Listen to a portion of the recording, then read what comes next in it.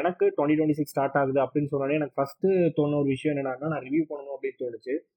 விஜயோட last movie ஜனநாயகன்ல இருந்து என்னோட ரிவ்யூ போடுறத வந்து நான் ஸ்டார்ட் பண்ணணும்னு நினைச்சேன். பட் டியூ டு சம் ரீசன்ஸ்னால படம் ரிலீஸ் ஆகல. இந்த வீடியோல நான் ஜனநாயகன் பாக்குறப்போ என்னென்ன சுச்சுவேஷன்ஸ் ஃபேஸ் பண்ணேன், அப்புறம் வந்து ஜனநாயகன் மூவி எனக்கு எப்படி ஒர்க் அவுட் ஆகுச்சா இல்லையா அப்படிங்கிறத நான் இந்த வீடியோவில் வந்து டிஸ்கஸ் பண்ண போறேன். ஸோ ஃபர்ஸ்ட் வந்து ஜனவரி 10 வந்து ஜனநாயகன் ரிலீஸ் ஆகும்னு சொன்ன உடனே வந்து டிக்கெட் புக் பண்ணியாச்சு. லைக் சென்னையில் டிக்கெட் கிடைக்கலன்னு சொல்லிட்டு பெங்களூர்ல டிக்கெட் புக் பண்ணி 10ஆம் தேதி படத்துக்கு வந்து 8th வந்து அங்கே போய் இறங்கி எல்லாமே ஆல் செட் அப்படின்னு சொல்லிட்டு இருந்த டைம்ல வந்து படத்து சர்டிஃபிகேட் வரல. படத்து சர்டிஃபிகேட் வரலன்னா என்ன, இது விஜய் மூவி தானே, எப்பவும் நடக்கிற விஷயம் தான், பிரச்சனை இருந்தாதான்டா அது இது விஜய் மூவி அப்படின்னு சொல்லிட்டு எப்பவும் போல ஒரு சில விஷயங்கள்லாம் பேசிட்டு போயாச்சு. இப்படியும் சர்டிஃபிகேட் வந்துடும், படம் வந்துடும் அப்படின்னு சொல்லிட்டு.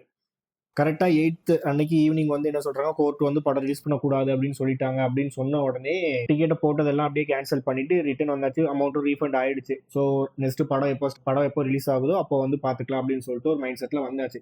படம் வந்து பிப்ரவரி ரிலீஸ் ஆகும்னாங்க, அப்புறம் மார்ச் ரிலீஸ் ஆகும்னு சொன்னாங்க.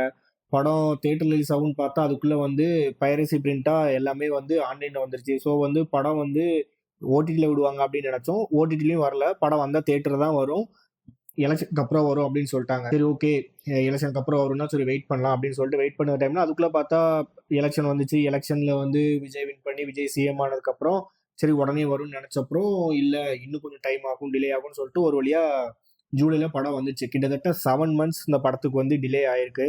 எல்லாமே இந்த படத்துக்கு வந்து நெகட்டிவா தான் இருந்துச்சு.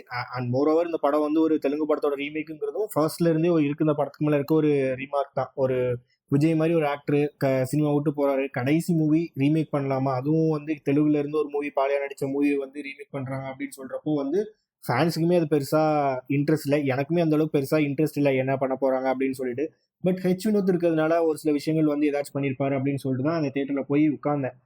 ஜூலை 23 ரிலீஸ் ஆகும்னு சொல்லிட்டு எனக்கு தியேட்டரை போய் உட்காந்து படம் ரிலீஸ் ஆகிற வரைக்கும், நீங்க போடுற வரைக்கும் நான் வந்து இந்த படம் வந்து ரிலீஸ் ஆகும்னு நம்பவே மாட்டேன் அப்படின்னு சொல்லிட்டு தான் போய் உட்கார்ந்தேன். படம் வந்து ஸ்டார்ட் ஆச்சு. சர்டிஃபிகேட் போட்டானுங்க. பசங்க எல்லாம் சர்டிஃபிகேட் போட்டதுக்கே பயங்கரமா செலிப்ரேட் பண்ணானுங்க. இதுக்காகவே இவ்வளவு பிரச்சனை அப்படிங்கிற அளவுக்கு செலிப்ரேஷன் எல்லாமே சர்டிஃபிகேட். அப்புறம் வந்து படம் ஸ்டார்ட் ஆகுறப்போ இருந்த டைட்டில் கார்டு மீமா நிறைய பேர் சொன்னாங்க, இப்பவே ரிலீஸ் ஆனா தளபதின்னு வரும், இல்லைன்னா வந்து மாண்புமிகு முதலமைச்சர் வரும் அப்படின்னு சொன்னாங்க. ஃபன்னி நோட்ல அதை எடுத்தோம்.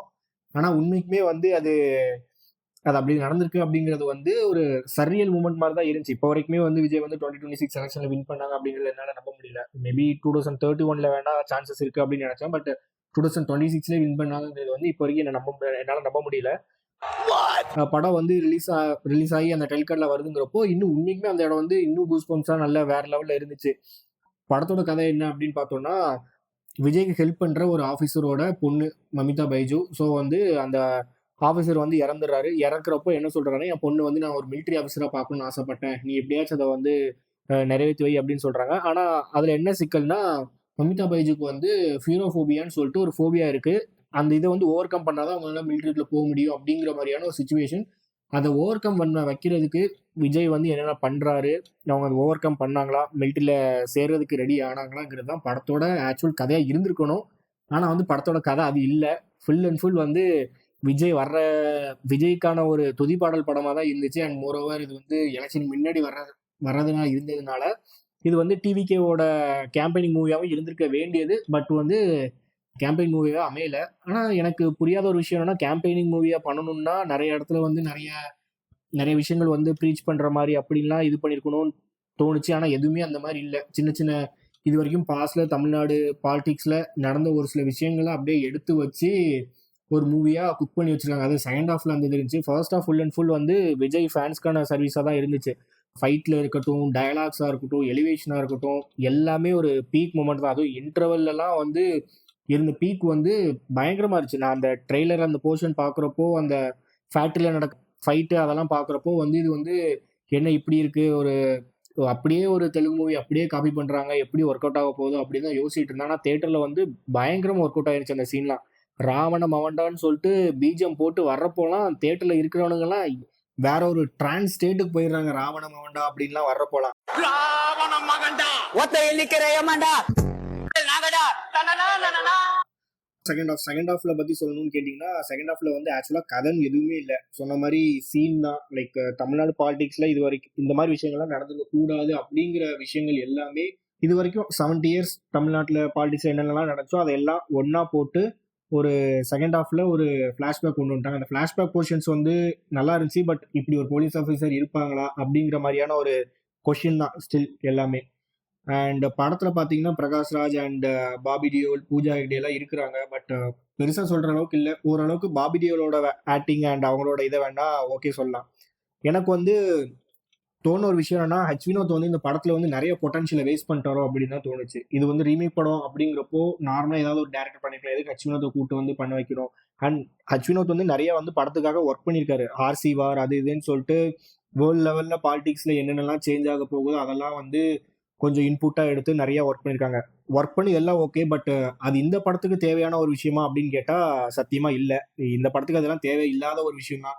உள்ளுக்குள்ளேயே தமிழ்நாடுக்குள்ளேயே அந்த பிரச்சனையை முடிச்சிருக்கலாம். இல்ல ஒரு இந்தியாவுக்குள்ளேயாச்சும் அந்த பிரச்சனையை முடிச்சிருக்கலாம். எதுக்கு வேர்ல்ட் லெவல்ல கொண்டு போய் சவுத் ஆப்பிரிக்கா அது இதுன்னு சொல்லி கொண்டு போறாங்கன்னு புரியல. படத்துல வந்து பிளஸ் அப்படின்னு முக்கியமா சொல்லணும்னா ரெண்டு பேர் தான். ஒன்னு வந்து அனிருத், இன்னொன்னு வந்து சத்யன் சூரியனோட சினிமோட்டோகிராஃபி. அனிருத் வந்து எங்கெங்கெல்லாம் கேப் கிடைக்குதோ அங்க எல்லா இடத்துலயும் ராவணமோண்டா, தளபதி அப்படின்னு சொல்லிட்டு பிஜிஎம் சொருகி சொருகி விட்டுறாங்க. ரெண்டு பிஜிஎம் தான் எல்லா இடத்துக்கும் ரிப்பீட்டடா இருக்க மாதிரி இருக்கு. ஆனா பயங்கரமா ஒர்க் அவுட் ஆயிருக்கு எல்லாமே. அண்ட் சாங்ஸ் அனிருத் அண்ட் விஜயோட காம்போல வர சாங்ஸை வந்து சொல்லவே தேவையில்லை. எல்லா சாங்ஸுமே பயங்கரமா ஒர்க் அவுட் ஆயிருச்சு.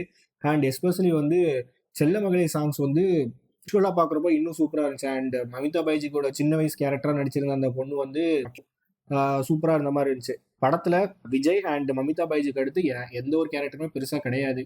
பிரகாஷ்ராஜ் அப்பப்போ ஒரு சீன்ல ஸ்கோர் பண்றாரு, அப்பப்போ பாபி டியோல் வந்து அவர் கொஞ்சம் ஸ்கோர் பண்றாரு, அவ்வளவுதான். பூஜா ஹெக்டே வந்து வழக்கம் போல வந்து தளபதி கட்சியில ஆடுறதுக்காக பூஜா ஹெக்டே வந்து படத்துல வச்சிருக்காங்க. அது நல்லாவே தெரியுது. அதை தவிர்த்து அவங்களுக்கு வந்து படத்துல என்ன ரோல் அப்படின்னு சொல்லிட்டு தெரியல.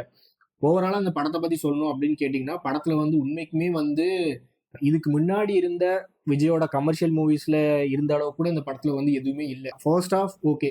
செகண்ட் ஹாஃப்ல வந்து என்ன இருக்கு, எதுக்காக உட்கார்ந்துருக்கோம், ஏன் பண்றோம், ஏன் இதை பண்றான், எதுக்கு இதை பண்றான் அப்படிங்கிற மாதிரியான கொஸ்டின்ஸ் தான் நிறையவே வந்துச்சு.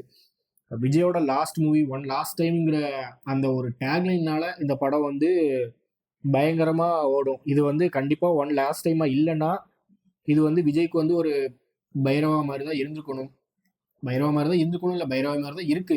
எங்க அண்ணனுக்கு நான் தான்டா பண்ணுவேன், அப்படிதான்டா பண்ணுவேன். என்னடா பண்ண முடியும்? வேற எதுவுமே இதுல பெருசா இல்ல. See you in the next video guys. Bye.